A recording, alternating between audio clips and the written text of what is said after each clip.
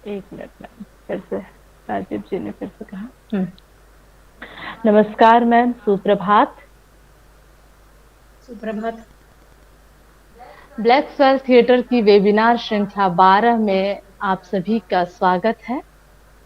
आज हमारे बीच जुड़ी हैं महाराष्ट्र की विदुषी, साहित्यकार, लेखक तथा अनुवादिका डॉक्टर वसुधा सहस्त्रबुद्धे जी। तो मैम, जैसे कि हमारे कार्यक्रम की एक विशिष्ट परंपरा रही है कि हम अतिथि को सुनने से पहले अतिथि को जान लेते हैं, समझ लेते हैं। तो इस परंपरा का निर्वहन करते हुए मैं आपका एक छोटा सा परिचय, आपका काम बहुत ही वृहद है, खासकर उस वर्ग के लिए जो जिनके लिए भाषा एक समस्या बनती है। तो आपने इस भाषा की समस्या के लिए एक राह दिया है, हिंदी से मराठी और मराठी से हिंदी वाले पाठकों के लिए। तो आपका संक्षिप्त परिचय मैं यहाँ रखना चाहूंगी। डॉक्टर वसुधा सहस्त्रबुद्धे विगत 35 सालों से अध्यापन, लेखन एवं साहित्य की दुनिया में सक्रिय हैं। आपने महाराष्ट्र राज्य के द्वारा एक फेलोशिप के अंतर्गत एक महत्वपूर्ण किताब की रचना की, जिसका नाम है महिलाओं का रंगमंच में योगदान। तो इस चूंकि हमारा शीर्षक भी यही है, इसके अतिरिक्त आपने जो महत्वपूर्ण कार्य किया है उसके बारे में मैं जरूर बताना चाहूंगी कि आपने मराठी से हिंदी में कैप्टन लक्ष्मी तथा रानी झांसी रेजिमेंट, मराठी लेखिका हैं डॉक्टर रोहिणी गावड़कर, जिसका अनुवाद आपने हिंदी में किया है। आलोकित पथ काफी महत्वपूर्ण पुस्तक है मराठी में, जिसके मूल लेखक हैं प्रकाश आमटे, जिसे आपने हिंदी में हम तक पहुंचाया है। साथ ही हिंदी से मराठी में आपने जो अनुवाद किया है उसमें अपने आप में एक महत्वपूर्ण अनुवाद है। सब बहुत चर्चित उपन्यास है चित्रा मुग्दल जी का 203 नाला सोपारा, पोस्ट बॉक्स क्रमांक 203 नाला सुपारा। आपने इस महत्वपूर्ण उपन्यास को मराठी में अनुदित किया है। साथ ही नंद किशोर नौटियाल जी के उपन्यासों का भी आपने अनुवाद किया है। आपने महत्वपूर्ण कहानीकार मंटो की कहानी की 100 कहानियों को मराठी में आपने अनुदित किया है। डॉक्टर शंकर शेष के नाटक फंदी, कोमल गांधार, खजुराहों का शिल्पी, चेहरे, जिसे आपने हिंदी में अनुवाद किया, हिंदी से मराठी में अनुवाद किया है। ललित सहगल हत्या एक आकार की, डॉक्टर लक्ष्मी नारायण लाल कर्फ्यू मशहूर नाटक है, जिस हिंदी नाटक को आपने मराठी में अनुदित किया है। पूर्वा नरेश आज रंग है, अमीर खुसरो की रचना को आपने मराठी में अनुदित किया है। अभिषेक मंजुमदार की कौमुदी को भी आपने मराठी में अनुदित किया है। रेडियो के लिए भी आपका एक महत्वपूर्ण काम है, जिसे हमें जानना चाहिए, खासकर प्रदर्शनकारी कलाओं से जुड़े हुए लोगों को अवश्य जानना चाहिए कि भीष्म साहनी के माधवी नाटक, जो काफी क्लासिक नाटक है, उस नाटक को भी आपने अनुदित किया है मराठी में। सलमान खुर्शीद के बाबर की औलाद नाटक का आपने अनुवाद किया है। त्रिपुरारी शर्मा की धारावाहिक दहलीज के 10 एपिसोड को आपने मराठी में अनुदित किया है। इसके अतिरिक्त एक लंबी सूची है जिसमें विजय तेंदुलकर का मसाज नाटक है, जिसे हिंदी में आपने लाया है। रंगागण नाटक है जिसका मंचन हो चुका है। आरण्य किरण नाटक है। और एक महत्वपूर्ण कि आपको विशेष कई महाराष्ट्र सरकार के अलावा दिल्ली के महत्वपूर्ण संस्थाओं से भी कई पुरस्कार से आपको सम्मानित किया जा चुका है, जिसमें केंद्रीय हिंदी निदेशालय नई दिल्ली द्वारा हिंदी अनुवाद के लिए जिसके लिए अनुवाद जिस पुस्तक के लिए मिला है वह कैप्टन लक्ष्मी तथा रानी झांसी रेजिमेंट पुस्तक के लिए। साथ ही डॉक्टर बाबा साहब आम्बेडकर मराठवाड़ा विश्वविद्यालय हिंदी विभाग द्वारा मराठी अनुवाद के लिए उपन्यास एक जमीन अपनी, लेखिका पुनः चित्रा मुग्दल जी हैं। तो इस तरह आपका एक वृहद काम रंगमंच के साथ अनुवाद की दुनिया में, और यह माध्यम जो हम सब के लिए बहुत ही लाभप्रद है, आप एक समाज सेवा भी कर रही हैं कि एक पाठक वर्ग को आप समृद्ध कर रही हैं अंतर अनुशासनिक भाषाओं का प्रयोग करके।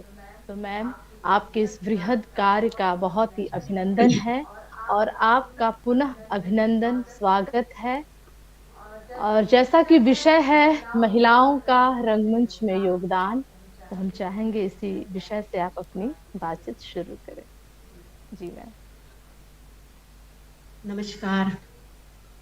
सबसे पहले मैं सुरभि जी और ब्लैक सॉइल थिएटर के प्रति आभार व्यक्त करना चाहूंगी, जिन्होंने मुझे अपनी इस वेब श्रृंखला में अपने विचार व्यक्त करने के लिए मुझे मौका दिया। सचमुच यह एक सराहनीय उपक्रम सुरभि जी ने शुरू किया है, क्योंकि इस लॉकडाउन के कालखंड में न किसी से संवाद हो रहा है, न कोई समय दे रहा है किसी के लिए। तो एक तरह से सब ठप्प हो गया है। परंतु सुरभि जी चाहती है कि उनके छात्र अपनी अभ्यास से दूर न रहे और लगातार उनके कुछ प्रेरणा मिले, उत्साह मिले और एक नया अध्याय उनके सामने खुले। इसलिए इतने अच्छे विद्वानों के उन्होंने लेक्चर्स रखे थे। गुरुजनों ने आकर उनको बहुत अच्छे से मार्गदर्शन किया है। तो इस वेब श्रृंखला में मेरा छोटा सा योगदान।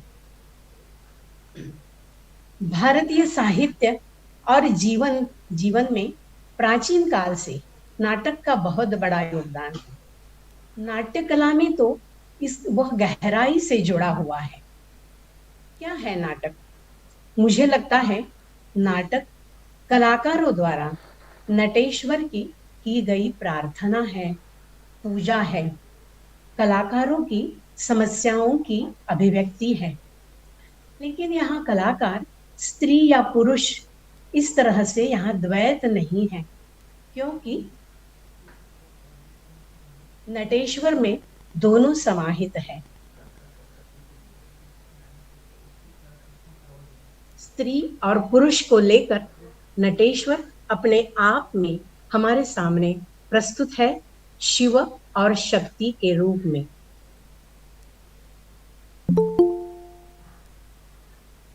भरत के नाट्य शास्त्र में कहा गया है, न तज्ज्ञानम न तत्शिल्पम न सा विद्या न सा कला न सा योगी न तत्कर्म नाट्यस्मिन् न दृश्यते।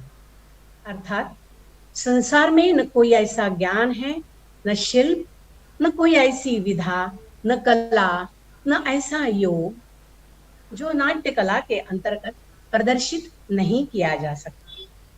मतलब नाटक एक ऐसी सृजनशील कला है जिसका मर्म कलाकार बखूबी जानते हैं और इसीलिए फिर अपनी अपनी सूझबूझ के अनुसार, अपनी कलात्मकता के अनुसार वे इसे दर्शकों के सामने प्रस्तुत करते हैं।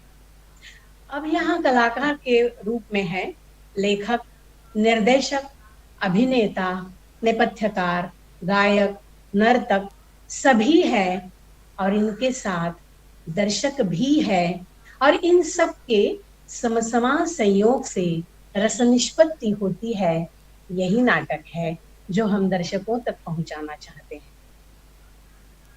अब मेरे प्रोजेक्ट का विषय, मैं चाहती हूँ कि जब द्वैत को मिटाना चाहती हूँ, परंतु मैंने अपने विषय शीर्षक लिखा है महिलाओं का योगदान। और यह सच भी है, क्योंकि विशेष रूप से महिलाओं ने रंगमंच के साथ जुड़कर जो काम किया है, अप्रतिम काम किया है, उसे मैंने ढूंढने का प्रयास किया और जिस तरह से अनेकानेक अवरोधों से संघर्ष करते हुए उन्होंने यह अप्रतिम काम किया है, उसके प्रति मैं सलाम करना चाहती थी, उनको नमन करना चाहती थी और इसीलिए यह स्पेसिफिक काम है महिलाओं का। लेकिन आप जानते हैं कि इन महिलाओं के साथ पुरुष लेखक के रूप में, निर्देशक के रूप में हर तरह से जुड़े हुए हैं और इसलिए यह सबका मिला जुला अपना काम है और इस तरह से ही वो हमारे सामने आ जाएगा। तो आप जानते हैं कि एक कालखंड ऐसा था कि जब स्त्री दहलीज लांघ कर भी अपने घर के कदम बाहर कदम नहीं रख सकती थी, और उनके लिए फिर मनोरंजन का साधन तो बहुत दूर की बात हो गई। ऐसे में स्त्री के अंदर जो सृजनात्मक शक्ति है वो निरंतर कार्यरत रहती है। उसने हार नहीं मानी, और सुबह से लेकर जाते पर बैठकर जब वो आटा पीसने बैठती थी, तब उसने गीत गाते हुए अपने श्रम हल्का करने का प्रयत्न किया है। देखो, उनकी दादी नानी से मिला हुआ यह संस्कार है, उनकी माँ से मिला हुआ यह संस्कार है, और यही संस्कार हम तक पहुंचा है। इतना ही नहीं, मुझे लगता है आज की पीढ़ी तक भी पहुंचेगा कि किसी भी तरह रुकना नहीं है, हार नहीं मानना है और आगे बढ़ना है। इस तरह से अनेकानेक बंधन, धार्मिक, आर्थिक, सांस्कृतिक, सामाजिक, अनेकानेक बंधनों को लांघ कर स्त्री अपने काम में मशगूल रही, उसे अधिकाधिक सुंदर बनाने में लगी रही, और यह काम इतना मनोयोग से होता रहा, उसे पता भी नहीं चला, क्योंकि ये कोई अभिनिवेश नहीं है कि मैं कुछ करना चाहती हूँ, बल्कि अपने आप में चल रही यह यात्रा है उनके जीवन की। इस यात्रा में मैं आपके सामने पहले नाम ले रही हूँ जोहरा सहगल का, जो अगर आज जिंदा होती तो 108 साल की होती। तो उनका यह कालखंड है कि जब इस तरह से सभी पर जो परिवेश, उनका जो परिवार था, मुझे लगता है काफी प्रोग्रेसिव होगा, और इसीलिए उनकी छोटी सी प्रॉब्लम थी, उनके आंख की, और उसके ठीक करने के लिए वो लंदन गई थी। लंदन जाके वो 3 साल तक वहां रही, और उन्होंने बहुत कुछ काम किया। जर्मनी में जाकर नृत्य का, बैले का ट्रेनिंग लिया, और जब उन्होंने शंकर बैले ग्रुप से ये शंकर पार्वती का बैले देखा, तब उन्होंने, आप विश्वास नहीं करोगे, निर्णय लिया है उस वक्त कि वो 2 काम अवश्य करेगी। एक तो वो बुर्का नहीं पहनेगी, और दूसरा था कि इसी परफॉर्मेंस के साथ, नृत्य के साथ वो जुड़ जाएगी। और कमाल है उनकी कि जीवन के अंत तक, 95 ईयर्स तक उन्होंने यह काम जारी रखा। अब यहाँ भी उनको इतना अच्छा साथ मिला वैज्ञानिक, चित्रकार और नर्तक कमलेश्वर सहगल जी का, और इसीलिए उनकी ये यात्रा निरंतर चलती रही। इनके साथ मैं दूसरा नाम लेना चाहूंगी शमा जयदी। शमा जयदी भी इसी तरह, उनका फोकस था उसी कालखंड में कि वो स्टेज डिजाइनिंग का प्रोग्राम करेगी, और यह स्टेज डिजाइनिंग भी इस तरह से उन्होंने लंदन में जाके उसका ट्रेनिंग लिया है, और उसके साथ वो निरंतर कार्यरत रही है। उसके साथ शौकत कैफी आजमी का भी मैं नाम लेना चाहूंगी। उन्होंने भी उस कालखंड में नाटक, सिनेमा, रेडियो, इस तरह से तीनों माध्यमों के साथ जुड़कर बहुत सारा काम किया है, और ये काम अपने आप में बहुत ही कामयाब रहा है, और इसीलिए उनको साथ दिया है पृथ्वी थिएटर और इप्टा। इन 2 ग्रुप्स ने मिलकर इनको बहुत अच्छे से मौका दिया है, उनके काम की सराहना की है। एक तरह से यहाँ के निर्देशकों द्वारा उनको ट्रेनिंग मिला है, और उन्होंने अपने काम में कामयाबी हासिल की है। तो जब उसके साथ और एक नाम है कविता नागपाल का, वो भी इस तरह से, मीन्स ये जो संघर्षरत महिलाएं हैं, उनका कालखंड बहुत पुराना है, और इन्होंने एक पथ बना के दिया है कि अगर हम अपने काम पर फोकस हो, हमें जो करना है उसके साथ जुड़े रहेंगे, और आपके परिवार द्वारा अगर हमें थोड़ी सी सहायता मिलती है, तो काम करना कोई बड़ी बात नहीं है। कविता नागपाल भी कानपुर से थी, और उन्होंने अपने इंटरव्यू में बताया है कि जब उन्होंने पहले ग्रुप बनाया, और अपने आप में कलाकार पृथ्वीराज कपूर का नाटक करना चाहा, और उसके बाद इसी तरह दूसरा नाटक करना चाहा। तब जब मंच पर जाके, तब एक दूसरी एक बात थी कि मंच अवेलेबल नहीं थे, तो सिनेमा का जो हॉल होता था, तो सुबह के समय वहां पर 11 बजे नाटक खेला जाता था और उसके बाद सिनेमा खेला जाता था। तो इन लोगों ने रात भर अपना स्टेज का जो कुछ आयोजन करना था नेपथ्य का, तो वो करते रहे और सुबह नाटक किया। तो दूसरे दिन पेपर में छप कर आया कि अरे ये तो वेश्यालय से वेश्याएं आ गई है, ये कोठे से लोग आ गए हैं। तो वो नाराज हो गए, और लेकिन उनके दादाजी थे बहुत बड़े कांग्रेसी, और उन्होंने कहा कि मैं देखता हूँ कौन इस तरह से बात करता है, और वो खुद नाटक देखने के लिए गए। तो जब इस तरह से थोड़ा सपोर्ट मिलता है, तो उनके मन में जो इच्छा होती है तो वो बलवती हो जाती है। यहाँ पर उन्होंने सफदर हाशमी के साथ उनका अच्छे से ये था, मेल था, और मलय श्री हाशमी और उन्होंने मिलकर इस तरह से आगे बढ़े और दर्पण नाटक का प्रयोजन किया, और तब भी वहां पर इसी तरह की टीका टिप्पणी हुई। लेकिन इन्होंने इसकी उनके मन में हिम्मत बांधने का काम उनके घर के, उनके ग्रुप के निर्देशक और बाकी कलाकारों ने किया, और इसीलिए वो आगे बढ़े। ना कविता नागपाल ने तो पत्रकारिता भी की है, वो बम्बई भी आई थी और सत्यदेव दुबे के साथ भी उन्होंने नाटक किया है।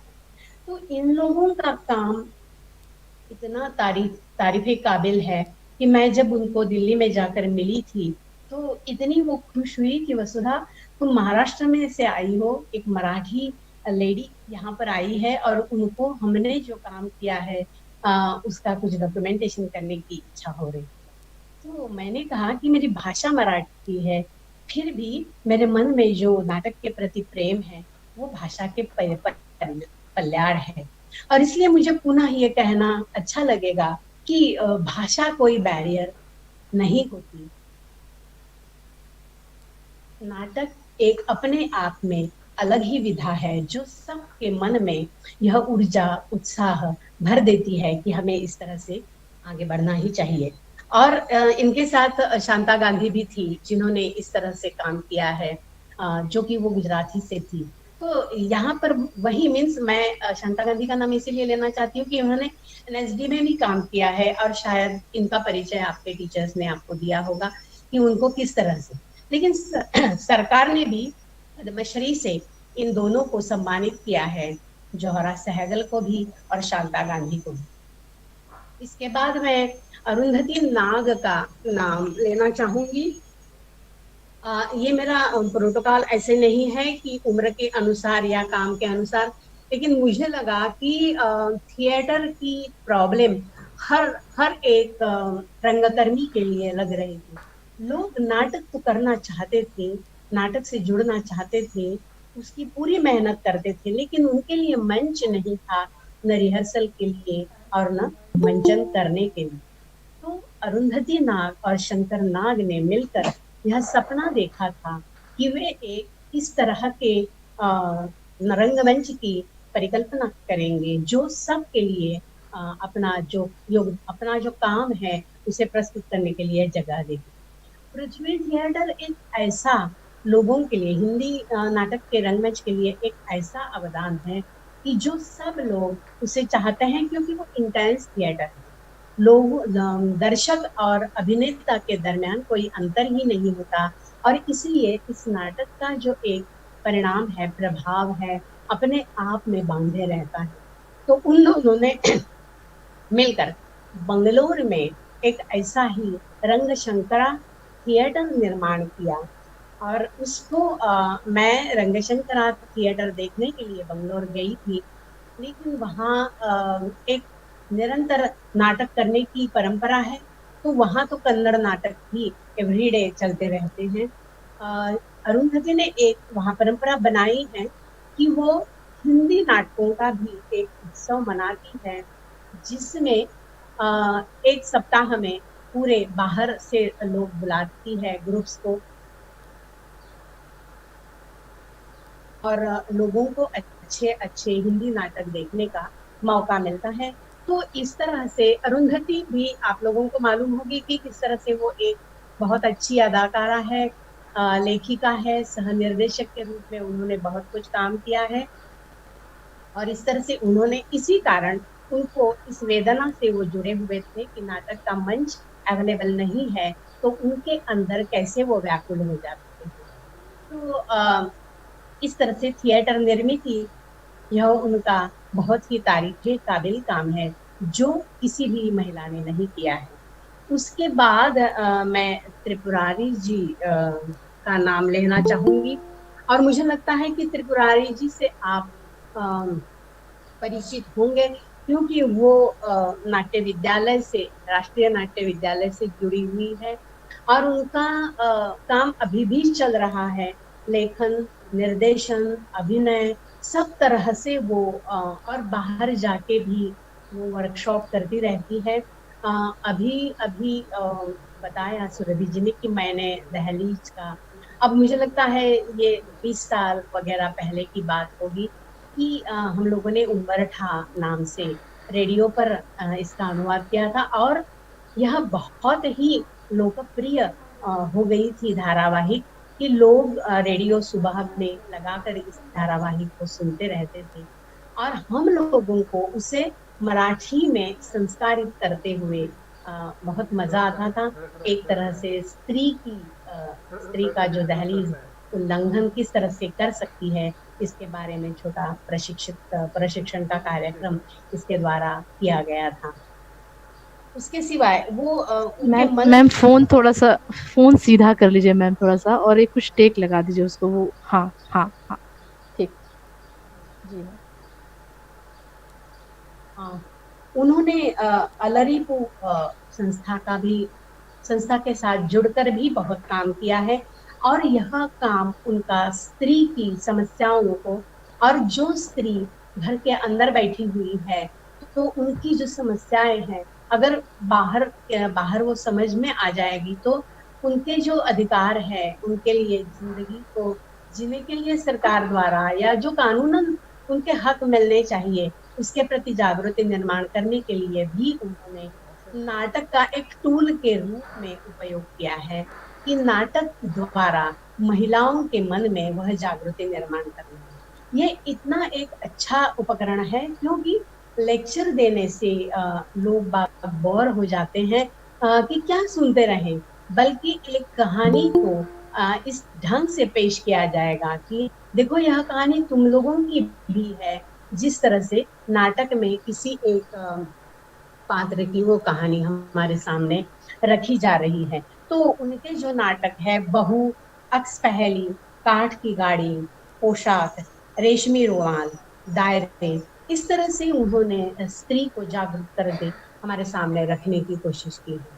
तो ये जो इस तरह से टूल की तरह उपयोग किया है, तो उसके साथ मैं आदिति देसाई का नाम लेना चाहूंगी, और जो गुजरात में है। उन्होंने इस तरह से, उनको तो विरासत में थिएटर का मिला है अंदाज, और इसलिए उनके पिताजी बहुत ही थिएटर से जुड़े हुए और बहुत ही कार्यरत रंगकर्मी थे। और इसलिए आदिति भी उन्हीं की तरह उन्होंने नक्शे कदम नाटक के साथ जुड़कर काम किया है। लेकिन वो आदिवासी इलाके में जाकर उन्होंने, जो भाषा का बैरियर था, वहां पर न बिजली थी, और एक तरह से आदिवासी लोग हमारे साथ जुड़ने में भी बिदकते हैं। लेकिन आदिति ने अपने प्रयत्न नहीं छोड़े, और वहां जाकर गायन, वादन करते हुए और परफॉर्म करते हुए धीरे धीरे उन लोगों के साथ मिलकर उन्होंने उनकी समस्याओं के साथ जुड़कर छोटे स्ट्रीट प्ले किए, और उनमें विश्वास जगाया कि किस तरह से स्वास्थ्य के प्रति, उसके बाद फैमिली प्लानिंग, दहेज, इस तरह की जो समस्याएं, आम समस्या होती हैं, उनके प्रति उन्होंने जगाया। और सबसे बड़ी बात उन्होंने की कि उन महिलाओं का फोरम बना के उनको ऐसे स्टेज पर बुलाया। एक महिला अपना प्रॉब्लम बताती थी कि मान लीजिए उन्हें शराब पीकर उसका पति मार रहा है, या घर से निकाला है, या ऐसे, तो क्या किया जाए। तो जो मंच के सामने बैठी हुई महिलाएं थी वो वहां से जोर जोर से बोलती थी कि पुलिस को बुलाओ, नहीं तो हम लोग उसका समाचार लेंगे, इस तरह से। तो आदित्य बोलती थी वहां से नहीं, यहाँ आ जाइए मंच पर और बताइए। तो इस तरह से उनके प्रॉब्लम्स सॉल्व करने के लिए उन्होंने एक दूसरे के साथ जोड़कर उनमें विश्वास निर्माण किया, उनको वाणी दे दी। और इस तरह से उन्होंने यह काम बहुत ही संजीदगी से किया है। उसके बाद स्वरूप ध्रुव भी वहाँ एक कार्यरत महिला है। उन्होंने अब मुझे याद नहीं आ रहा है कि चोर जाति ही थी, मीन्स ब्रिटिशों ने उन पर वो ठप्पा लगाया था। आप विश्वास नहीं करोगे कि वो जाति के लोग शराब बनाना या चोरी करना, यही उनके व्यवसाय थे जीने के। तो उसमें से बाहर निकालने के लिए महाश्वेता देवी भी उनके यहाँ आई थी और उन्होंने इन लोगों को जगाया, उनमें आत्मविश्वास निर्माण किया। जब मैं वहां अहमदाबाद गई थी तो मैंने उनको चरणदास चोर नाटक भी उन्होंने किया और उन्होंने अपनी समस्या को भी प्रस्तुत करने के लिए वही नाटक प्रस्तुत किया। और भी वहां पर कई रंगकर्मी मुझे मिले जो अपने आप में इस तरह से हिंदी से जुड़े हुए भी थे और इस तरह से काम वो कर रहे थे। थोड़ा सा मैं आगे बढ़ती हूँ कि इस तरह से मीता वशिष्ठ का भी एक छोटा कंट्रीब्यूशन है, तो उनका भी नाम मैं लेना चाहूंगी कि उन्होंने भी इस तरह से काम किया है। वेश्याओं के वहां जाकर उनके बच्चों को प्रशिक्षित किया है तथा जेल में जाकर उनको प्रशिक्षित करके जिनमें कमजोरी है उनमें आत्मविश्वास जगाने के लिए थिएटर का माध्यम उन्होंने अपनाया है। इसके साथ में विभा रानी का भी नाम लेना चाहूंगी। उन्होंने भी इस तरह से जेल में जाकर वो निरंतर लास्ट 20 इयर्स वो काम यह कर रही है कि उनके पास जाकर उनका चित्रकला और थिएटर इन दोनों में विश्वास है और वो इन लोगों के साथ मिलकर इस तरह का काम करती है। उनके साथ वर्कशॉप लेती है। जब एक सामान्य नागरिक की तरह वो वहां जाती है, एक अकेली जाती है और उन्हें कॉन्फिडेंस निर्माण करती है और थोड़ा सा रिलीफ उनके जिंदगी में निर्माण करने की कोशिश करती है। तो यह भी इस तरह से है। और एक नाम है कीर्ति शर्मा। आई थिंक वो भी एनएसडी से जुड़ी हुई है, तो आप उनको जानते होंगे। उन्होंने भी कॉस्ट्यूम के साथ जुड़कर ट्रेनिंग ली है और वो बहुत बड़ा काम इसमें भी कर रही है। लेकिन उन्होंने एक अलग ही विंग के साथ काम करना शुरू किया कि जैसे कमजोर लोग और अपंग, मीन्स मेंटली रिटार्डेड जो है, जो कुछ कम मीन्स ऑटिज्म वाले या मीन्स गतिमंद, इस तरह से जो उनके एक एक क्लासिफिकेशन है उनमें भी, तो उन लोगों के लिए थिएटर एज ए टूल उन्होंने उपयोग किया है, रंगों का उपयोग किया है, बोलने के लिए एक्टिविटी देते हुए और अलग अलग अपने आप में ये बनाए हैं इस तरह के वर्कशॉप्स के कुछ प्रोग्राम एंड उसके जरिए वो इन बच्चों के लिए काम कर रही हैं। मीन्स ये वेशभूषा परिकल्पना के लिए तो उन्होंने देश विदेश में जाकर भी बहुत ही काम किया है। ऐसा नहीं है कि सिर्फ वो इस काम से जुड़ी हुई है। तो महिलाओं में अगर काम से जुड़ जाती है तो कितनी दुगुनी चौगुनी ताकत आ जाती है, ऐसा मुझे लगता है कि वो लोग किस तरह से अपने काम में जुड़ जाते हैं। अब मैं थोड़ा नाटक के साथ जुड़ना चाहती हूँ और सबसे ग्रेट काम जिन्होंने किया है उषा गांगुली के प्रति मैं नतमस्तक हूँ कि वो अभी हम में नहीं है, लेकिन मुझे लगता है कि उनका काम इस तरह से है कि मैं उनको वर्तमान में जीती हुई ही देखना चाहती हूँ। मैं नहीं चाहती कि वो चली गई है। इतना अजब और गजब काम उन्होंने किया है कि सबसे बड़ी बात थी कि वो बंगाल में जाकर उन्होंने यह काम किया है कि जहां बंगला थिएटर अपने आप भी अपनी भाषा के प्रति नितांत आदर रखते हैं, लेकिन उषा गांगुली अपने उनका भी अपने अपने क्या कहते हैं काम पर बहुत ही विश्वास था, और उन्होंने चाहा कि नहीं, मैं हिंदी रंग कर्म ही करूंगी और लोगों को दिखाऊंगी कि हिंदी भाषा में भी किस तरह से किया जा सकता है। और सचमुच उन्होंने यह काम करके दिखाया। 44 साल हो गए हैं, अभी 45वां शुरू हो जाता उनका साल। और वो बहुत ही उत्साहित थी कि अब मैं इसमें किस तरह से और काम क्या कर सकती हूँ, किस तरह से दिखा सकती हूँ लोगों को कि काम क्या है। क्योंकि उनका एक कहना था कि अगर हम थिएटर करना चाहते हैं तो पता है कि अनेकानेक दिक्कतों का सामना करना पड़ेगा। पहला तो जगह से लेकर, स्क्रिप्ट से लेकर, अभिनेताओं को लेकर और दर्शकों को लेकर, मीन इतने सारे बैरियर्स उनके सामने थे। लेकिन वो कहती थी कि समस्या जिस तरह आती है उस तरह उसके हल भी निकलते हैं। तो ये जो बहुत बड़ा एक उनका सबक है ना, वो सबके लिए मुझे लगता है ध्यान में रखने लायक है कि उस समस्या को ही सब कुछ बनाकर पराजित होने वाली बात नहीं है। लेकिन हम में हिम्मत होनी चाहिए कि हम उसे पार कर सकते हैं और हम पार कर सकेंगे। तो निश्चित रूप से वो पार हो जाता है।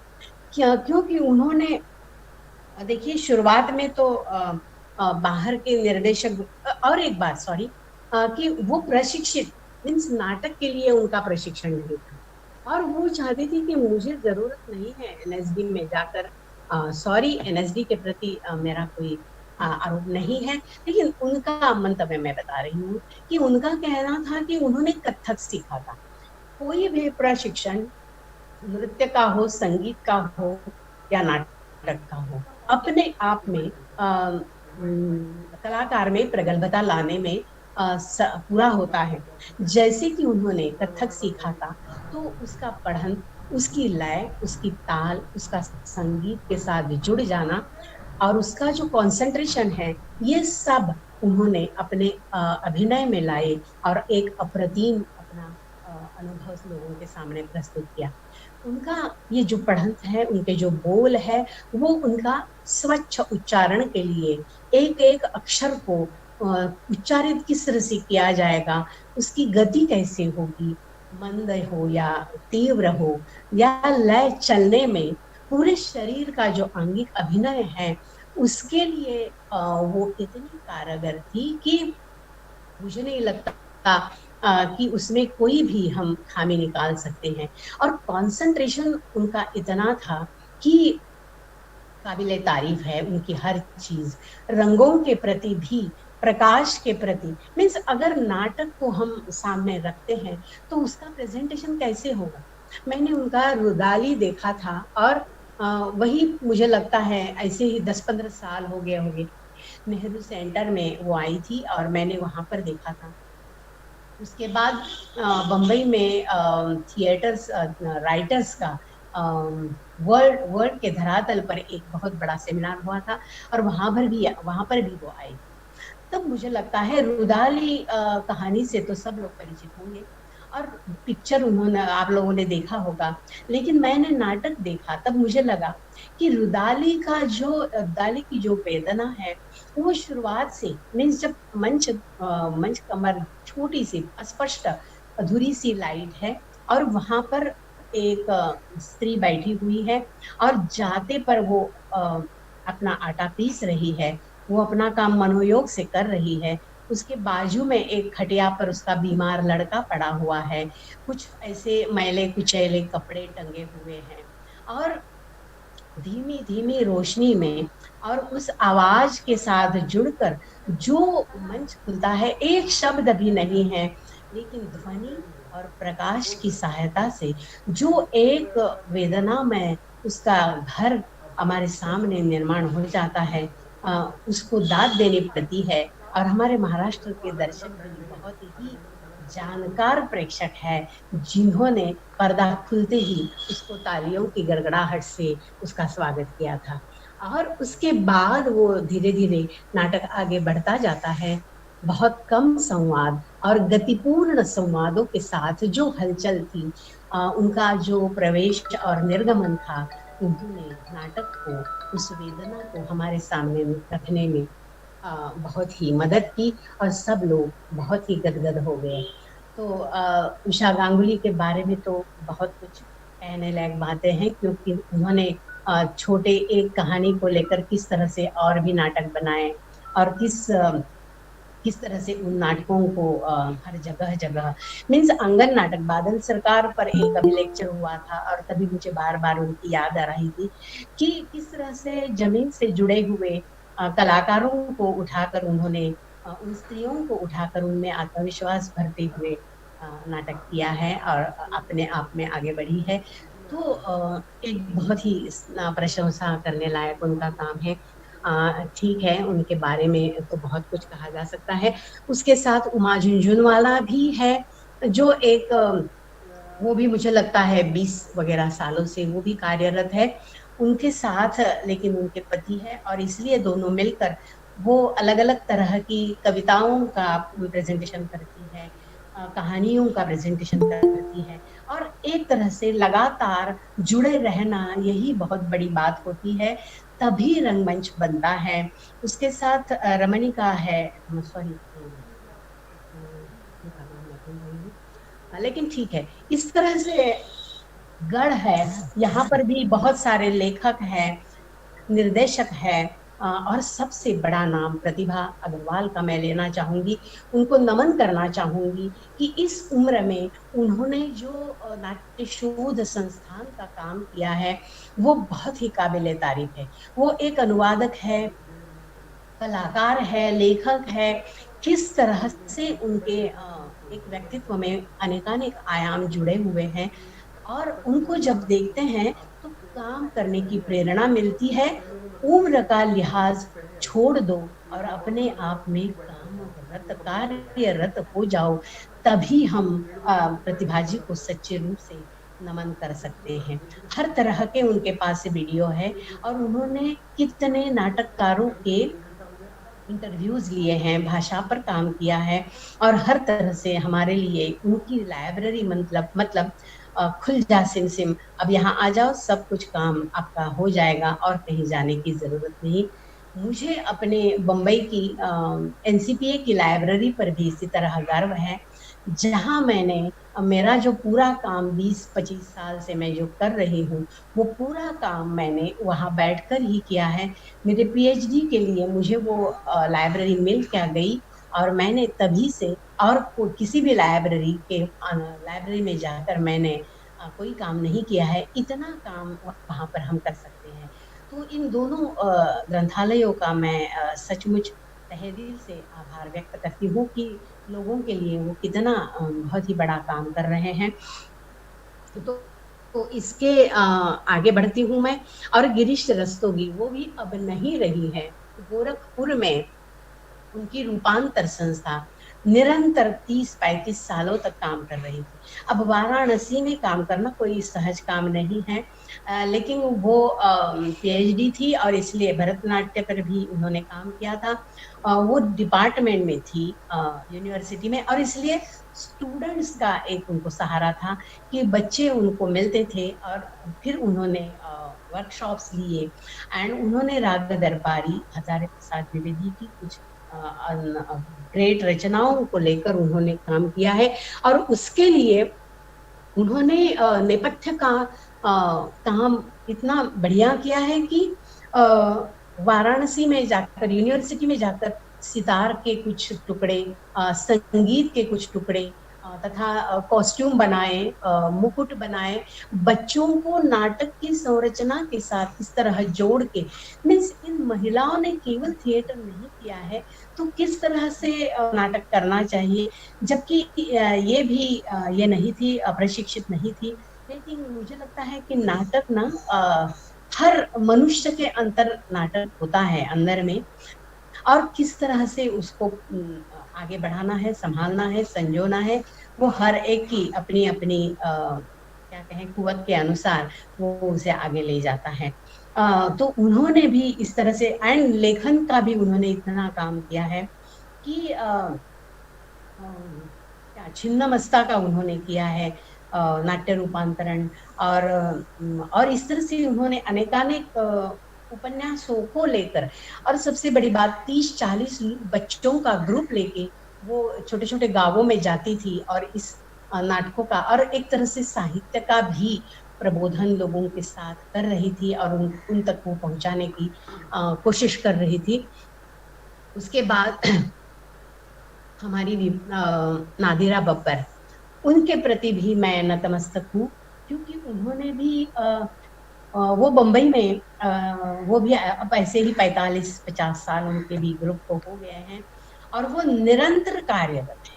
देखिए, संस्था बनाना और 2-400 लोगों के साथ निरंतर काम करते रहना, वर्कशॉप्स लेते रहना, और उसके लिए जरूरी जो है लेखन, निर्देशन और अभिनय भी एक तरह से उनके साथ जुड़कर करते रहना।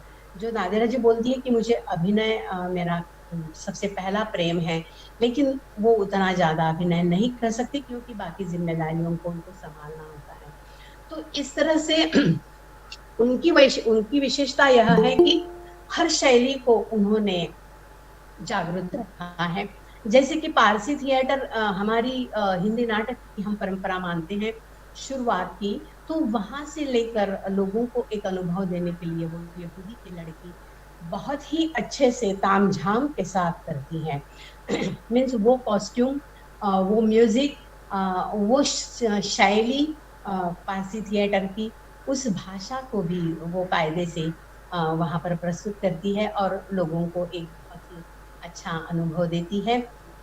उसके साथ जो ये है गुजराती भवाई का जो अनुभव वो देती है। एक मिनट,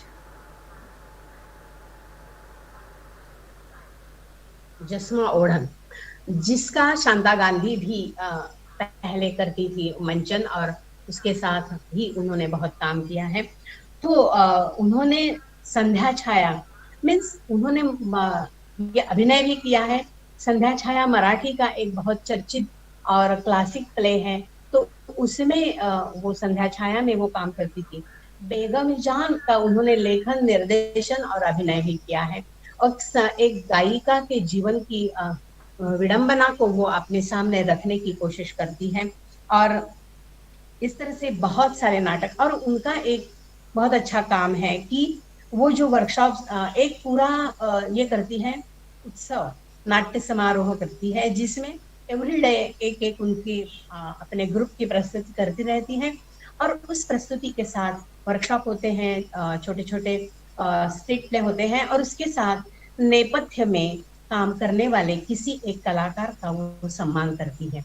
और वो गांव गांव गांव में जो मराठी थिएटर करने वाले लोग हैं, जो गांव से बाहर नहीं निकलते लेकिन वहां बहुत अच्छे से काम कर रहे हैं, उनको ढूंढ कर वो उनका सम्मान करती है। तो इस तरह से नाटक के सभी तरह के इकाइयों के प्रति ध्यान देने वाली नादिरा बब्बर एक है। उसके साथ मैं पूर्वा नरेश का नाम लेना चाहूंगी। वो एकदम यंग लड़की है, जिन्होंने अभी राजरंग है का क्योंकि उन्होंने देश का उन्होंने लेखन, निर्देशन उसने किया है और नृत्य निर्देशन भी किया है। अमीर खुसरो की आज रंग है, यह जो उनका पहला गीत है, उसको लेकर उन्होंने हिंदू मुस्लिम के दरमियान जो जिस तरह से अमीर खुसरो ने इसको मिटाने का कोशिश की थी, उसी को वो अपने सामने रखने की कोशिश करती है, और उस सूफियाना अंदाज को हमारे सामने रखने के लिए वो लखनऊ का ग्रुप बुलाती थी, और नाटक की शुरुआत से पहले वो एक आधा घंटा वो पहले गीत सूफियाना गीत का शुरुआत होती थी और उसके बाद नाटक होता था। तो वातावरण निर्मिति को लेकर भी ये कितने सजग होते हैं नाटक के निर्देशक, और ये तो लड़की है। मीन्स मैं वही चाहती हूँ कि यह परंपरा केवल नहीं है, वो आज तक भी हमारे यहाँ पहुंची है। उसके साथ त्रिशला भी है। उस लड़की ने भी कुंभ कथा, मीन्स उन्होंने मिथक को लेकर, इतिहास को लेकर आज के वर्तमान समस्याओं के साथ जोड़ने की कोशिश की है। उसके बाद अब मैं थोड़ा सा ये चाहूंगी कि लखनऊ में जो एक बहुत ही अच्छी नाट्य परंपरा का निर्वाह हो रहा है। और वहाँ ये जो निर्वाह के लिए जो उनके साथी है, वो सबसे बड़े मुझे कारगर लगते हैं। क्योंकि मैं आपको बताऊं कि मैंने ये जब प्रोजेक्ट की मन में कल्पना की, तब किसी के साथ मेरा परिचय नहीं था। लखनऊ जाकर मैं अपना काम कैसे कर सकती थी। लेकिन कहीं मैंने इनका ललित जी का संदर्भ देखा, उनका नंबर देखा, और मैंने बिना कुछ विचार किए उनको फोन कर दिया। और वे भी उन्होंने भी मुझ पर विश्वास रखा और कहा कि नहीं नहीं, अभी आप आ जाइए, हम एक 3 दिन का नाटक का समारोह कर रहे हैं, आप आ जाइए, शामिल हो जाइए, और हम आपसे इन सब लोगों से मुलाकात करवाएंगे। और मैं इतनी खुश हो गई कि लखनऊ में तो इतनी नाटक की मूवमेंट है कि मुझे लगता है कि दिल्ली के बाद इनका नाम लेना चाहिए। और जबकि दिल्ली राजधानी का शहर है, वहां तो बहुत सब कुछ शोहरत प्राप्त लोग हैं, लेकिन यहाँ ये लोग बेसिक काम कर रहे हैं। और मुझे लगता है कि ये वाराणसी, लखनऊ, जयपुर, यहाँ के लोग जो काम कर रहे हैं, ये वो नींव का पत्थर है। और यहाँ रहकर वो जो काम कर रहे हैं, इसके बलबूते पर मुझे लगता है हिंदी नाटक, मीन्स मैं विधान नहीं कर रही हूँ, फिर भी मेरी अपनी एक निष्ठा है। और मैं इन लोगों को आदर देना चाहती हूँ कि ये इतनी कठिनाइयों के साथ। और अ, तब मैंने नहीं बोला था, लेकिन अब मैं बोल रही हूँ कि आशा धसमाना है, और मैं कुछ नाम बताना चाहूंगी। अर्चना शुक्ल है, मृदुला भारद्वाज है, रोजी दुबे है, वेदा राकेश है। इन लोगों का काम इतना है। वेदा राकेश तो इप्टा से जुड़ी हुई है और वो अभी भी कार्यरत हैं। ये सभी लोग मीन्स जिनका नाम लिया, वो सभी लोग अभी भी कार्यरत हैं। और अब मुझे ऐसे लग रहा था कि प्रयोग कितने, इतनी मेहनत करने के बाद, रिहर्सल के बाद, एक प्रयोग, दो प्रयोग, और वे इतना खुश होकर मुझे बता रहे थे। और मुझे यहाँ पर बहुत वेदना हो रही थी कि एक और दो दो प्रयोग के लिए इतनी जद्दोजहद, और फिर भी वो खुश है। ऐसे क्यों? है ना? तो इसीलिए मैं बोल रही हूँ कि ये नींव के पत्थर है, और इन्होंने ये नाटक जिंदा रखा है। और इसके लिए चित्रा मोहन का मैं नाम लेना चाहूंगी, कि उन्होंने भी अब वो अपना भारत हिंदू अकादमी की आई थिंक डायरेक्टर है। तो वहां पर भी वो जो काम कर रही है। ये लोग थिएटर के साथ साथ अपने आप को देखो, परफॉर्मर जिंदा तब रहता है जब कुछ करता है।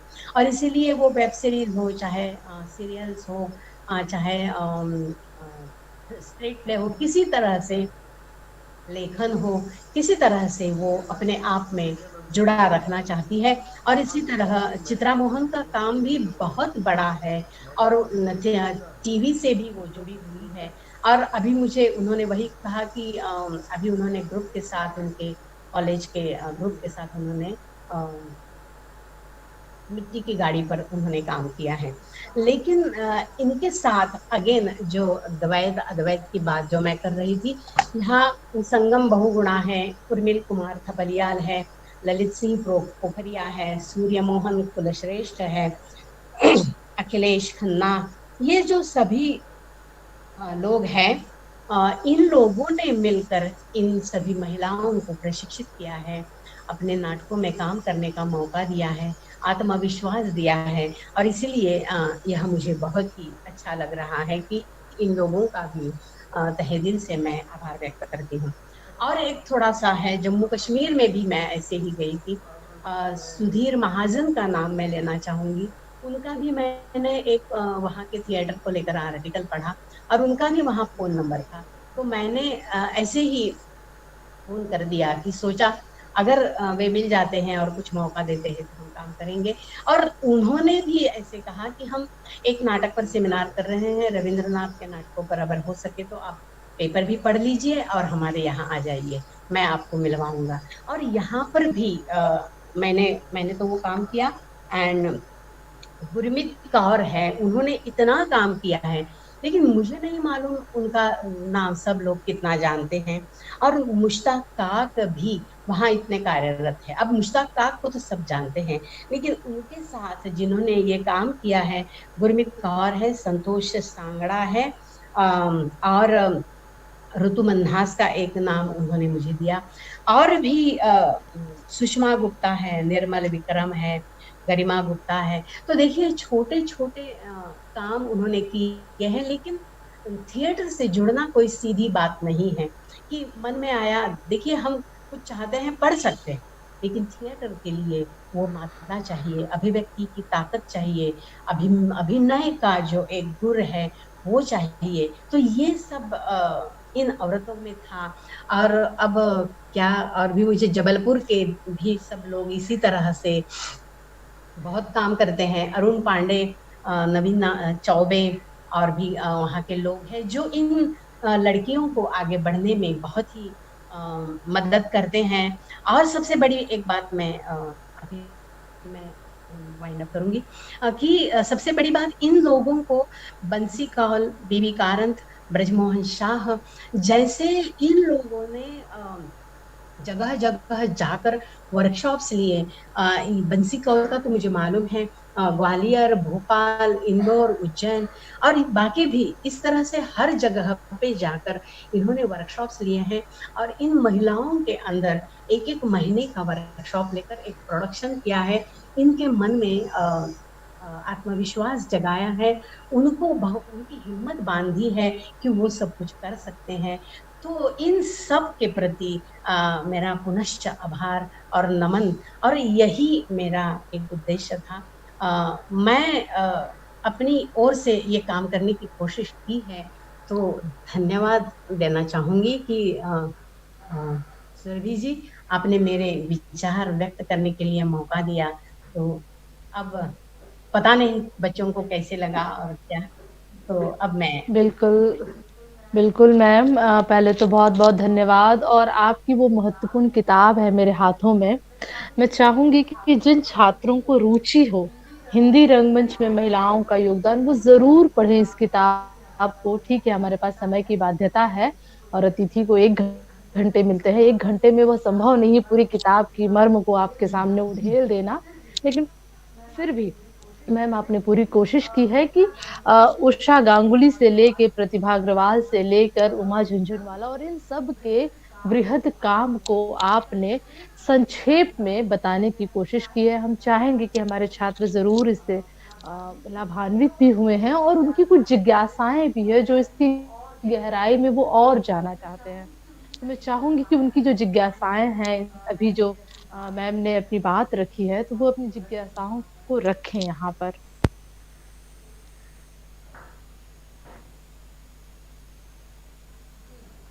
जी, आप हमारे बीच में विकास हैं। विकास, आप अपनी जिज्ञासा रख सकते हैं। हेलो। सभी को मेरा प्रणाम। मैम ने तो बहुत अच्छे से ही सारी बात को रखा। और एक मिनट।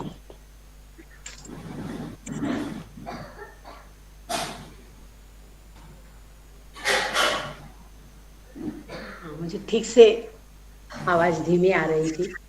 हाँ, बोलिए। सभी को मेरा प्रणाम। जैसा कि आप, आवाज आ रही है क्या मेरी? आ रही है आवाज। हेलो, आवाज आ रही है क्या? हेलो। हाँ, बोलिए बोलिए विकास, आवाज आ रही है, बोलिए। मैम के पास आवाज नहीं जा रही है मेरी। मैम, आपके पास आवाज जा रही है? नहीं नहीं मैडम। तो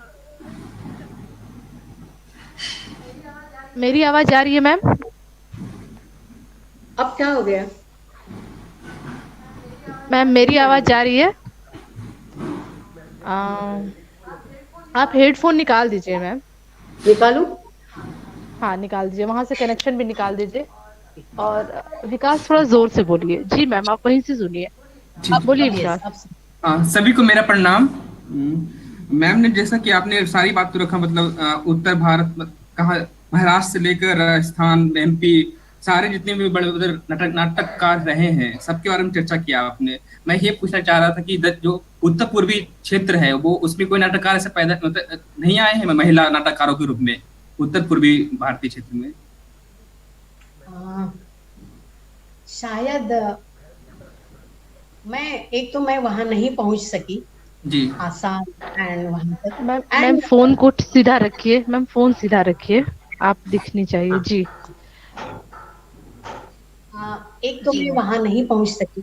मैंने पहले ही बताया कि इतनी दूर अपनी पहचान तो नहीं होती ना।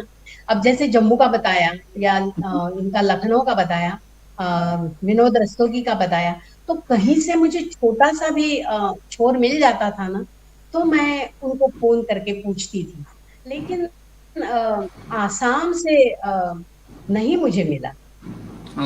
मैम एक प्रश्न और है मेरा कि अभी आपने उषा गांगुली के बारे में बताया, मैं भी बंगाल में हूँ, अभी वहीं काम कर रहा हूँ रहकर। तो इस पे एक रुदाली फिल्म भी बनी थी और नाटक भी उन्होंने बनाया है। तो मैं इस पे जैसे इनका कहीं जिक्र नहीं होता महाश्वेता देवी की किस कहानी पे बना है, बस लिखा है हर जगह लिखा रहता है कि एक कहानी पे बना हुआ है। तो ये मैं पूछना चाह रहा हूँ कि वो कौन सी कहानी है आखिर महाश्वेता देवी की जिसपे बनी है ये रुदाली फिल्म और नाटक? रुदाली ही है। अच्छा, वो कहानी का नाम रुदाली ही है? हाँ, क्योंकि रुदाली व्यवसाय है ना।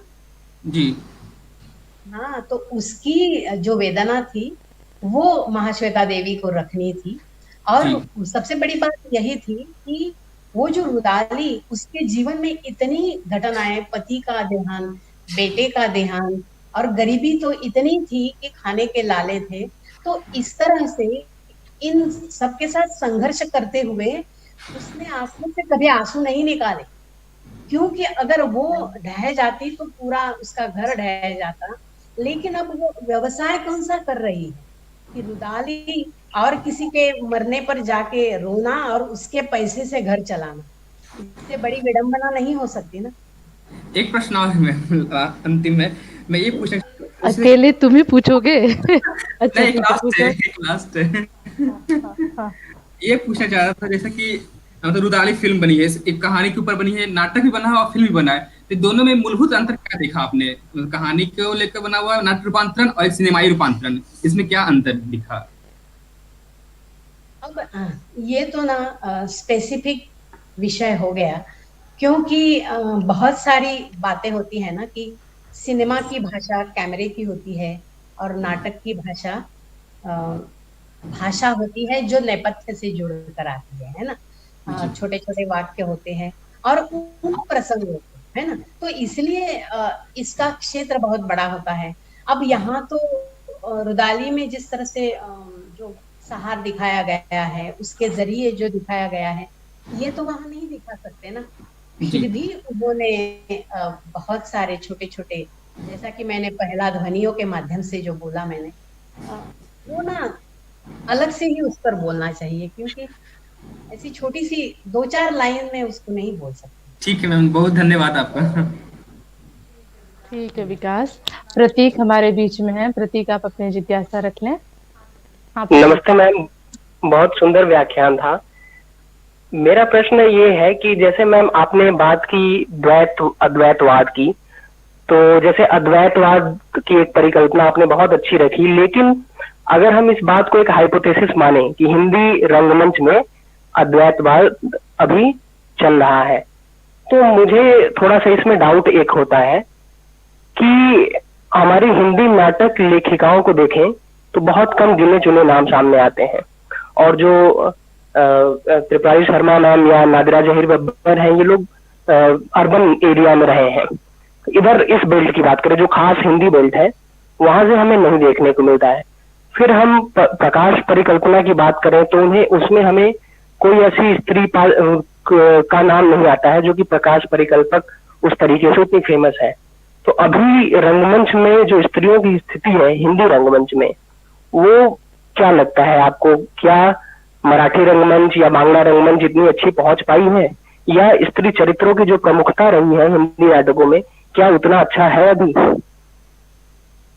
सबसे पहली बात, ये जो द्वैत और अद्वैत वाली बात है वो शंकराचार्य के बात से मत जोड़िए। मैं सिर्फ इतना बताना चाहती हूँ कि एक कलाकार के रूप में जो नटेश्वर में हम देखते हैं उतना ही है ना। वो आप दर्शन की तरफ मत देखिए। दूसरी बात, इन्होंने बहुत नाटक लिखे हैं। कुसुम कुमार का एक नाम मैं लेना चाहूंगी, और वो दिल्ली गुड़गांव में ही रहती हैं। लेकिन उनके नाटक क्या है ना कि त्रिपुरारी शर्मा ही कहती है कि नाटक पुरुष प्रधान होता है ना। तो स्त्री को आगे बढ़ने में तो पीढ़ियां निकल जाती है ना। तो धीरे धीरे वो आगे आ रही है और अपने आप को प्रस्थापित करने की कोशिश की है। कुसुम कुमार के दो नाटक है, दिल्ली ऊंचा सुनती है जो राजनीति पर है, लाल फीताशाही पर, और दूसरा है रावण लीला। ये दो नाटक हमारे मुंबई का एक ग्रुप है, ओम कटारे जिसके निर्देशक हैं, वे निरंतर 20 सालों से कर रहे हैं।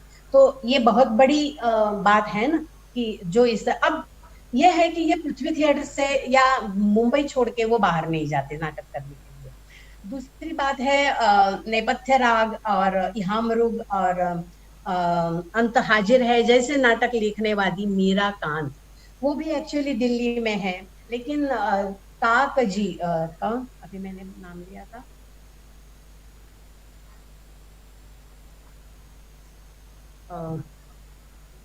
मुश्ताक खान, उन्होंने इनके नाटक किए हैं। लेकिन वो भी पर सीमित मर्यादा में ही रहे, जबकि व्यावसायिक रूप में ये नाटक नहीं होते। जब व्यावसायिक रूप में होते हैं, और सबसे बड़ी बात कि जैसे मोहन राकेश के नाटकों को आलोचकों ने, परीक्षकों ने, लोगों ने इसको उठाया है, उसकी तरह इनके नाटकों को भी अगर इस तरह से उनको भी किया जाए उनके साथ, तो ये नाटक भी हमारे सामने आ जाएंगे। त्रिपुरारी शर्मा के नाटक भी देखिए, उन्होंने खुद उनके अपने नाटक किए हैं, दिल्ली में हो गए हैं, गुजरात में हो गए हैं, लेकिन फिर भी व्यावसायिक रूप में। और एक बात मुझे लगती है कि इन्होंने जो नाटक किया है, स्त्री की एक हमेशा मैं पुनः कहूंगी सृजनशीलता उसमें जो होती है, और हमेशा स्त्री जीवन से जुड़ी है, मानवता से जुड़ी है, मनुष्य से मनुष्य का रिश्ता वो हमारे सामने रखना चाहती है, जीवन का एक विधायक रूप हमारे सामने रखना चाहती है। मनोरंजन के बजाय वो इस तरह के अपने कुछ उद्देश्य लेकर नाटक के साथ जुड़ जाती है, और इसीलिए प्रसिद्धि के बजाय वो अपना जो वक्तव्य है, अपनी जो अभिव्यक्ति है, वो सामने रखना चाहती है।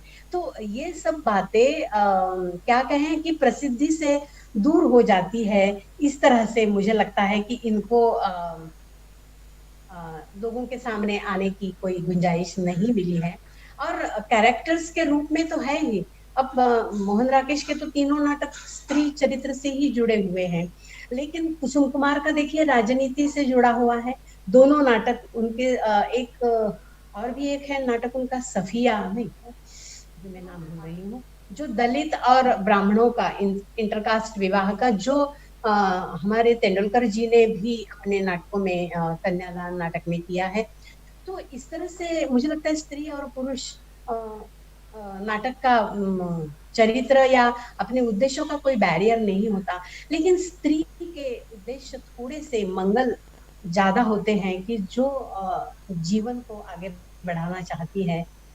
ये मेरा अपना मत है, मैं कोई विधान नहीं कर रही हूँ। बहुत बहुत धन्यवाद मैम। Thank you.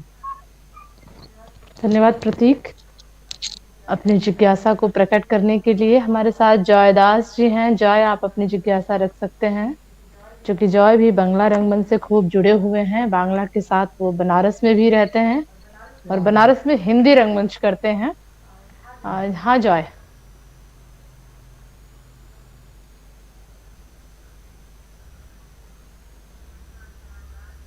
जॉय, आप तक मेरी आवाज जा रही है?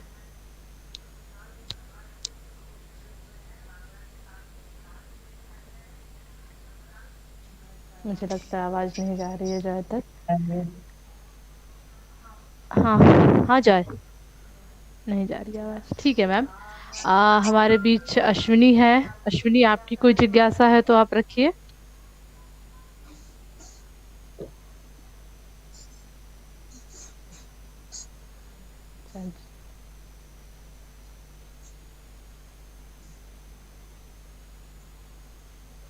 ठीक है, मैम सबकी जिज्ञासाएं आती रहेंगी।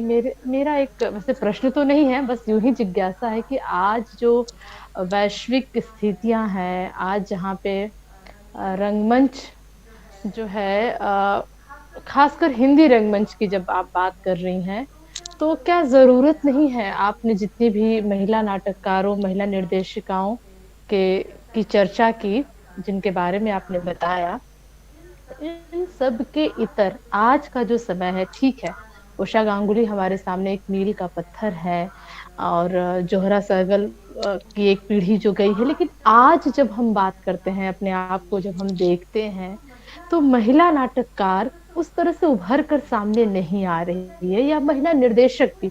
ये पूरे हिंदी पट्टी की जब हम बात कर रहे हैं, ठीक है, महाराष्ट्र में बहुत अच्छी स्थिति है, बंगाल में बहुत अच्छी स्थिति है, लेकिन हिंदी पट्टी में क्या कारण है? एक लोक कला, जहाँ नौटंकी जैसी लोक कला लगभग समाप्ति की तरफ है, उसमें जिस तरह गुलाब बाई का अपना एक वर्चस्व था और इस तरह की अदाकारा हुई, वैसे लखनऊ में भी एक लंबी परंपरा रही है जिसकी आपने चर्चा की, लेकिन आज खासकर 21वीं सदी की जब मैं बात करती हूँ, तो आपके अनुसार क्या लगता है मैम कि आज जरूरत नहीं है कि महिला नाटककार या महिला निर्देशिका या निर्देशक उभर कर सामने आए, जो नहीं निकल रही है? क्या महिला सिर्फ अभिनेत्री के रूप में कहीं ना कहीं स्थापित हो गई है, या जरूरत है उसे निर्देशक और नाटककार के रूप में स्थापित होने की? यूं ही बस आपकी बात से ही जिज्ञासा थी मेरी। नहीं, बहुत अच्छा प्रश्न है, मुझे भी महसूस होता है। लेकिन आप वैसे भी देखोगी तो हर भाषा में लेखिका और निर्देशिका बहुत कम है, क्योंकि जी एक तो ये दोनों के लिए बहुत समय देने की बहुत जरूरत होती है, और स्त्री को ऐसा नहीं होता कि वो बस अब उठी सुबह और गई नाटक के अपने मंच को सुधारने के लिए। अब क्योंकि नाटक ये निर्देशन के लिए, लेखन के लिए बहुत बड़ा, उसके लिए नर्सिंग करना पड़ता है, उसकी हर एक इकाई से जुड़कर, क्योंकि ये प्रदर्शनकारी कला है। तो उसके लिए अब जब हम नेपथ्य के लिए विचार करते हैं, तो निर्देशक को नेपथ्य का भी विचार करना पड़ता है, सिर्फ अभिनेता को लेकर या उद्देश्य को लेकर। अपनी तरफ से उनको ध्वनि का विचार, संगीत, पार्श्व संगीत का विचार, रंगों का विचार, पार्श्व जो पार्श्व में जो रखी जाने वाली प्रॉपर्टी होती है, हर चीज का उनको पूरी तरह से विचार करना पड़ता है। और अभी भी हमारे यहाँ पुरुष सत्ता का है, जबकि हमारी जो विजया मेहता थी, उन्होंने एक बहुत बड़ा इतिहास रच दिया कि आज से जी 50 साल पहले ने पुरुषों की कैप्टनशिप करके, और जबकि हमारे तेंदुलकर, देशपांडे, वाटवे, इतने बहुत बड़े बड़े कलाकार उनके मार्गदर्शन में काम करते थे, उन पर विश्वास रखते थे, और उन्होंने ही उस परंपरा को जर्मनी में जाकर भी, शुरुआत तो हो गई है, ऐसा नहीं है कि शुरुआत नहीं हुई है। अब मुझे लगता है जी मृदुला भारद्वाज भी जाती है और उनका नाटक करती है देश विदेशों में। नादिरा ने भी, लेकिन ये थोड़ी बहुत मात्रा में, क्योंकि एक ग्रुप को ले जाना, उनकी पूरी जिम्मेदारी उठाना, क्योंकि बहुत चालाकी होती है व्यावसायिक रूप में एक दूसरे को ऊपर नीचे करने की, या ऐसे। तो हर जगह पे एंड स्त्री का कंसंट्रेशन एक है, तो वो मंच के साथ ही जुड़कर अपना काम करना, तो फिर थोड़ी सी मर्यादाएं आ जाती है। उसके साथ अब अगर जिस तरह से ये पुरुष जिन्होंने इनको साथ देकर आगे बढ़ाया है, तो वो लोग भी अगर कहे कि जिस तरह से आप लोग अभिनय अच्छा कर रहे हैं, तो हम आपके पीछे हैं, आप अभी दिग्दर्शन भी कीजिए, हम लोग आपकी मदद करेंगे, तो ये काम ज्यादा अच्छे से हो सकेगा। बिल्कुल बिल्कुल मैम, मैं सहमत हूँ इस बात से कि महिलाओं को यह भी लेना पड़ेगा निर्णय कि वो निर्देशन के भी क्षेत्र में आए, नाट्य लेखन के भी क्षेत्र में आए। और हमारे पास एक समृद्ध परंपरा है कुसुम कुमार का, जैसे आपने नाम लिया, जो राजनीतिक नाटक है दिल्ली ऊंचा सुनती है, तो इस तरह की परंपराओं को भी ध्यान में रखकर हमें सिर्फ अभिनय पक्ष ही ध्यान में न देकर निर्देशन और नाट्य लेखन में भी आगे आना होगा। और बहुत ही मैंने आशावादी व्याख्यान रहा मैम आपको कि महिलाओं का योगदान सिर्फ अभिनय के साथ ना हो, निर्देशन और नाट्य लेखन में भी हो, तभी हाँ, यह बिल्कुल आपकी इस बात से भी मैं का निर्वहन करते हुए भी, जैसा कि हम जानते हैं कि हमारी बहनें या हमारी जितनी भी महिलाएं हैं, वह हर क्षेत्र में अपने आप को बेहतर साबित कर रही हैं, चाहे वो विज्ञान हो, चाहे अब वो मैं इस पे मेडिसिन। थोड़ा सा कर रही हूँ। अब मेरे सामने जो जी बैठी सुरभि है, मुझे उससे जी बहुत आशा है कि सुरभि लेखन भी करेगी और निर्देशन भी करेगी, क्योंकि अब बिल्कुल मैम। इतनी बड़ी परंपरा उसके पीछे है और उसके जी पीछे उसका परिवार भी सपोर्टिंग है और हम लोग भी है उसके पीछे। उसको बिल्कुल ऐसे हिलडुल नहीं होने देंगे और उसको बहुत अच्छे से सपोर्ट करेंगे। बस वो एक बार ठान ले, फिर वो पीछे मुड़ जी के नहीं मैम, देखती। बिल्कुल मैम, आपकी यह प्रेरणा मैं हमेशा स्वीकार करती हूँ, और मैं कोशिश करूंगी कि आपकी इन उम्मीदों पर मैं खरा उतरूं, और न कि सिर्फ मैं, हमारे साथ जो भी यहाँ लोग जुड़े हुए हैं, जो भी रंगकर्मी साथी हैं, वो भी अपने सहकर्मी और अपने मित्रों को वह प्रोत्साहित करें कि महिलाएं रंगमंच की दुनिया में निर्देशन और नाट्य लेखन के जो पक्ष हैं उसको मजबूती से पकड़ें। तो बहुत ही सारगर्भित व्याख्यान रहा मैम, और मन अभी भी भरा नहीं है, ऐसा लगता है कि और सुने आपको और जाने आपको, लेकिन फिर भी चूंकि अपने कार्यक्रम की समय सीमा है, और इस महत्वपूर्ण व्याख्यान के बाद मैं चाहूंगी, और किसी की अगर जिज्ञासा है तो आप हमें इनबॉक्स कर सकते हैं। अच्छा, जॉय ने प्रश्न किया है, इनबॉक्स किया है, जॉय का एक प्रश्न है मैम, मैं जरूर लेना चाहूंगी।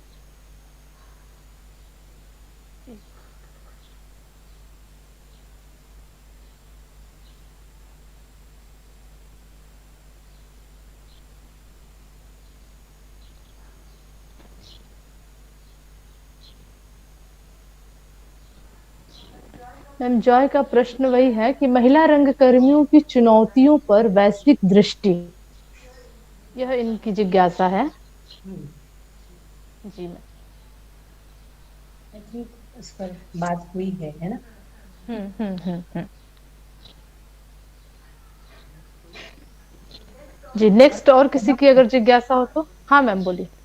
मैं बोल रही थी पहले हम अपने यहाँ तो महिलाओं को खड़ा करें एंड फिर हम्म। उसके बाद अपने आप उसकी महक विश्व में फैल जाएगी। जी बिल्कुल मैम। ठीक है मैम, तो हम लोग अब समाप्ति की ओर है, और औपचारिक रूप से धन्यवाद के लिए मैं चाहूंगी कि हमारे बीच अश्विनी रोकड़े हैं, वो औपचारिक रूप से आपका धन्यवाद ज्ञापन करें। जी मैम, नमस्ते मैम। मैम, मैं एक मराठी हूँ और मुझे आपको धन्यवाद प्रदान करने के लिए मैं मतलब शब्द नहीं है।